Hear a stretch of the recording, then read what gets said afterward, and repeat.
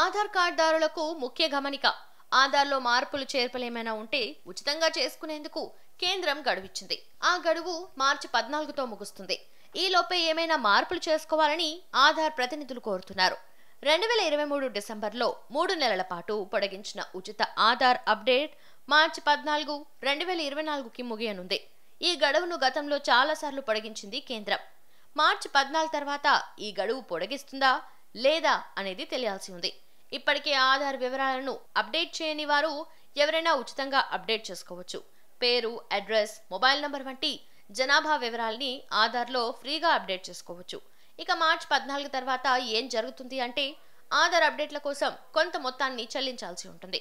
ఆధార్ను ఆన్లైన్లో ఉచితంగా ఎలా అప్డేట్ చేసుకోవాలో ఇప్పుడు చూద్దాం. ముందుగా అధికారిక వెబ్సైట్ myAadhar.uidai.gov.in లోకి వెళ్ళాలి. ఆధార్ నంబర్ సెక్యూరిటీ కోడ్ను నమోదు చేసి సెకండ్ ఓటీపీ ఆప్షన్ మీద క్లిక్ చేసి మీ మొబైల్ నంబర్ కు పంపిన కోడ్ను ఎంటర్ చేయాలి. తర్వాత అప్డేట్ డెమోగ్రఫిక్స్ డేటా ఆప్షన్ పై ట్యాప్ చేయాలి.